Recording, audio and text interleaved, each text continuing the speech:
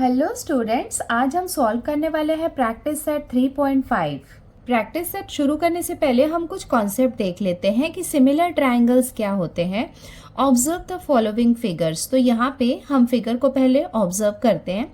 हम देखेंगे कि ये दोनों का शेप तो सेम है बट साइज यहाँ पे डिफरेंट है। The pairs of figures shown in each part have the same shape but their sizes are different। तो हम यहाँ पे देख सकते हैं कि ये जो फिगर में हमें दिख रहा है उनके शेप तो सेम है बट उनके साइजेस डिफरेंट है। It means that they are not congruent. इसका मतलब ये आपस में कॉन्ग्रुएंट नहीं है। इसका मतलब ऐसे फिगर्स जिनके शेप तो सेम हो बट उनकी साइज सिमिलर नहीं हो वो कॉन्ग्रुएंट नहीं होते हैं। Such like looking figures are called similar figures, but इन्हें हम सिमिलर फिगर्स कहते हैं। तो अब आपको डिफरेंस पता चल गया होगा कि कॉन्ग्रुएंट में और सिमिलर फिगर में क्या डिफरेंस है। जो देखने में बिल्कुल एक जैसे लगते हैं, जिनके शेप एक जैसे होते हैं, उन्हें हम कहते हैं सिमिलर फिगर्स।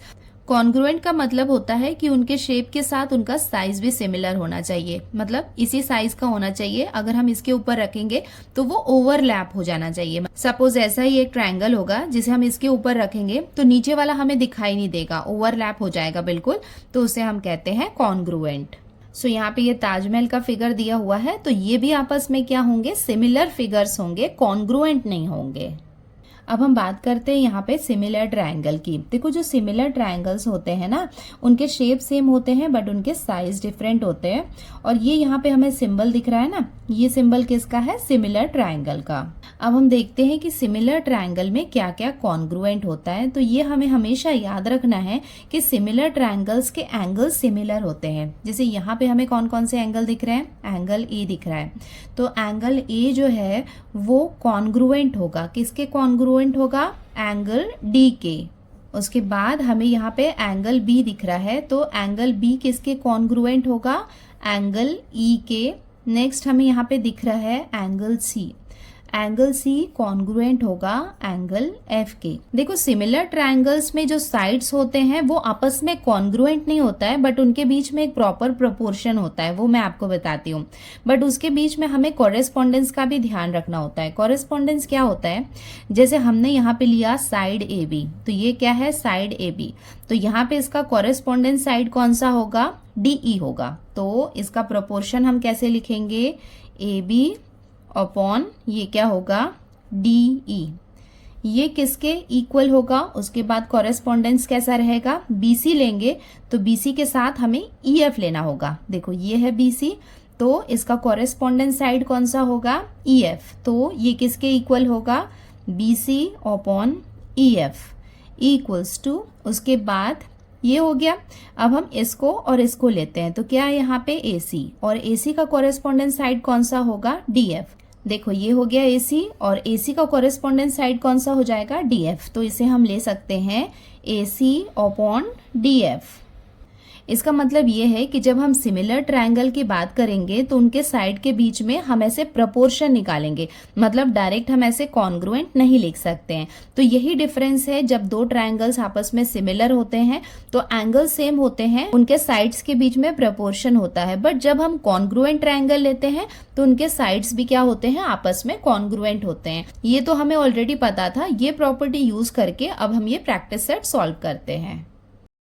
फर्स्ट क्वेश्चन में हमें यहाँ पे दिया हुआ है, if triangle XYZ is similar to triangle LMN, right the corresponding angles of the two triangles and also right the ratios of corresponding sides. तो देखो यहाँ पे हमें टू सिमिलर ट्राइंगल्स दिए हुए हैं और हमें इसके कॉरेस्पॉन्डिंग एंगल्स बताने हैं इन दोनों ट्राइंगल के, और उसके साथ में रेशियो भी हमें बताना है कॉरेस्पॉन्डिंग साइड्स का। जैसे कि मैंने आपको रेशियो बताया था ना कैसे निकालते हैं साइड्स का, वैसे अब हम सॉल्व करते हैं इसका क्वेश्चन नंबर 1। तो स्टार्ट करते हैं इसका सॉल्यूशन। सो हमें यहाँ पे ट्राइंगल कौन से दिए हुए हैं, ट्राइंगल XYZ जो सिमिलर है ट्राइंगल LMN की। तो ये हमें क्वेश्चन में गिवन है।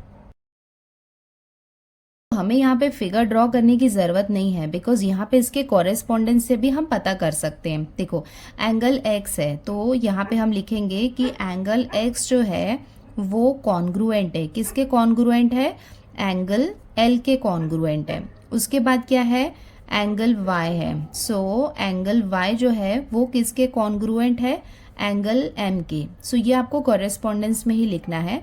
एंगल z जो है ये किसके कॉन्ग्रुएंट है, एंगल n के। जब हम साइड की बात करेंगे तो वो भी कॉरेस्पॉन्डेंस होना चाहिए, बट हमें रेशियो के फॉर्म में लिखना है बिकॉज यहाँ पे ट्राइंगल सिमिलर हैं। The ratios of corresponding sides are. So हमने यहाँ पे एंगल्स कॉन्ग्रुएंट्स है वो हमने लिख लिया। अब हमें क्या करना है कि इसके कॉरेस्पॉन्डिंग साइड्स का रेशियो लिखना है। तो कॉरेस्पॉन्डिंग साइड्स का मतलब क्या हुआ, जैसे यहाँ पे हमें क्या दिख रहा है, एक्स वाई। सो एक्स वाई के साथ हम पार्टनर कैसे बनाएंगे कॉरेस्पॉन्डिंग साइड का, एल एम, मतलब फर्स्ट और सेकंड लिया है तो यहाँ पे भी हमें फर्स्ट और सेकंड लिखना है। तो हम लिख सकते हैं therefore X Y upon L M equals to, देखो एक्स वाई हो गया, अब हम लेते हैं वाई जेड। तो ये क्या हो जाएगा, वाई जेड अपॉन यहाँ पे ये क्या हो जाएगा, एम एन इक्वल्स टू, देखो अब ये हो गया वाई जेड। अब हम यहाँ पे लेंगे एक्स जेड, तो एक्स जेड लिया तो यहाँ पे हम क्या लेंगे, एल एन। तो ये हम लिख लेते हैं X Z upon L N, और ये हो जाएगा इसका आंसर। सो हमने यहाँ पे एंगल्स का कॉन्ग्रुएंस बता दिया और उसके साथ में यहाँ पे इसके कॉरेस्पॉन्डिंग साइड्स का भी रेशियो बता दिया है। अब हम आते हैं क्वेश्चन नंबर 2 में। In triangle X Y Z, X Y हमें कितना दिया हुआ है, 4 सेंटीमीटर, वाई जेड हमें दिया हुआ है 6 सेंटीमीटर, एक्स जेड हमें दिया हुआ है 5 centimetre. If triangle XYZ is similar to triangle PQR and PQ equals to 8 centimeter, then find the lengths of remaining sides of triangle PQR। तो देखो यहाँ पे हमें 2 ट्राइंगल्स दिख रहे हैं जो आपस में सिमिलर हैं। तो ये वाले ट्राइंगल में हमें सारे साइड्स दिए हुए हैं, इस वाले ट्राइंगल में हमें PQ मतलब PQ ये साइड हमें गिवन है। तो रिमेनिंग साइड हमें निकालना है ट्राइंगल PQR का। सो यहाँ पे कौन से साइड हमें अभी फाइंड करने हैं, QR एंड PR, ये हमें फाइंड करना है। सो देखो इस वाले क्वेश्चन में रिमेनिंग साइड्स मतलब हमें सिर्फ साइड की बात हो रही है, एंगल की बात नहीं हो रही है। तो हम यहाँ पे एंगल के बारे में कुछ भी नहीं लिखने वाले हैं, साइड्स का हम रेशियो निकालेंगे जिसकी हेल्प से हम QR और PR साइड भी फाइंड कर सकते हैं। सो हमने यहाँ पे गिवन वाला पार्ट लिख लिया है that triangle XYZ is similar to triangle PQR। XY 4 centimetre, YZ 6 centimetre and XZ हमें दिया हुआ है 5 सेंटीमीटर, PQ हमें दिया हुआ है 8 सेंटीमीटर। हमें क्या फाइंड करना है, QR एंड PR, ये साइड हमें फाइंड करना है।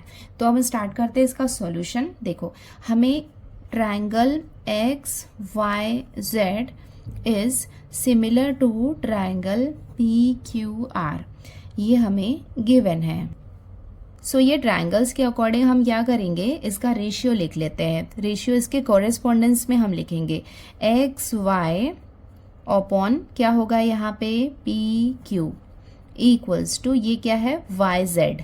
सो हम लिख लेते हैं YZ अपॉन क्या हो जाएगा यहाँ पे QR इक्वल्स टू, उसके बाद हम लेंगे XZ, तो ये हो जाएगा XZ अपॉन ये क्या हो जाएगा यहाँ पे PR। सो करेस्पॉन्डेंस में जैसे हम रेशियो लिखते हैं ना सिमिलर ट्राइंगल का, वो हमने लिख लिया। तो अब हम यहाँ पे वैल्यू पुट कर देते हैं। देयरफॉर देखो XY की वैल्यू हमें कितनी दी हुई है, 4 सेंटीमीटर, PQ हमें कितना दिया हुआ है 8 इक्वल्स टू YZ हमें कितना दिया हुआ है 6, QR हमें कितना दिया हुआ है, हमें फाइंड करना है तो QR को हम एज इट इज लिखेंगे इक्वल्स टू XZ हमें कितना दिया हुआ है 5 और PR हमें फाइंड करना है। सो यहाँ पे इसको हम सिंप्लीफाई कर लेंगे। ये कितना हो जाएगा 4 1 जा और ये कितना हो जाएगा 4 2 जा। इसका मतलब इसे हम लिख सकते हैं 1/2 equals to 6 upon QR equals to 5 upon PR। Therefore देखो हमें यहाँ पे QR और PR की वैल्यू निकालनी है और ये तीनों रेशियो आपस में इक्वल है। तो हम क्या करते हैं, पहले QR की वैल्यू निकाल लेते हैं और उसके लिए ये दोनों रेशियो को हम यूज करेंगे। तो ये हम लिख सकते हैं 1/2 equals to 6 upon QR। Therefore ये दोनों आपस में क्या होंगे, क्रॉस मल्टीप्लीकेशन होगा। So 1 into QR equals to 6 into 2। Therefore QR को हम 1 से मल्टीप्लाई करेंगे तो हमें QR ही मिलेगा। सो QR इक्वल्स टू कितना हो जाएगा, 6 2 जा कितना हो जाएगा 12। देयरफॉर यहाँ पे भी हम क्या करते हैं, ये लिख लेते हैं 1/2 equals to 5 upon PR। Therefore ये PR को हम 1 से मल्टीप्लाई करेंगे, क्रॉस मल्टीप्लिकेशन हो रहा है, और यहाँ पे 5 को हम 2 से मल्टीप्लाई करेंगे।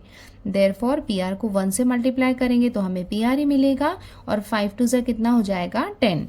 इसका मतलब QR की वैल्यू हमें मिल गई 12 और PR की वैल्यू हमें मिल गई 10, और ये हो जाएगा इसका आंसर।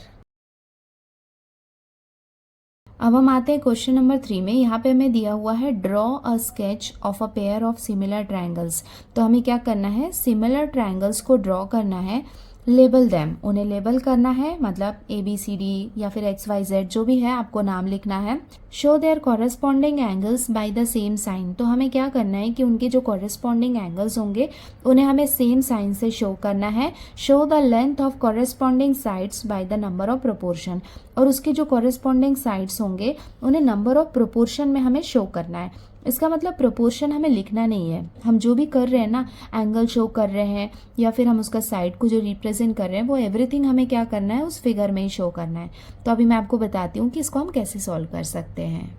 सो हमने यहाँ पे ये 2 सिमिलर ट्रायंगल्स ड्रॉ कर लिए। ये कौन सा हो जाएगा, ट्रायंगल ABC जो सिमिलर है किसके, ट्रायंगल DEF के। और हमें कंडीशंस क्या दी हुई थी कि कॉरेस्पॉन्डिंग एंगल्स को सेम साइन से हमें शो करना है। सो कॉरेस्पॉन्डिंग एंगल्स कौन से होंगे, A और D। कॉरेस्पॉन्डिंग एंगल्स का मतलब है ये दोनों क्या होंगे, कॉन्ग्रुएंट होंगे, तो हमें सेम साइन यूज करना है। तो ये हो गया एक sign. Second, angle B is congruent to angle D। तो हम यहाँ पे क्या करते हैं, इसे डबल लाइन लगा देते हैं। इसका मतलब ये दोनों ट्राइंगल्स आपस में कॉन्ग्रुएंट है।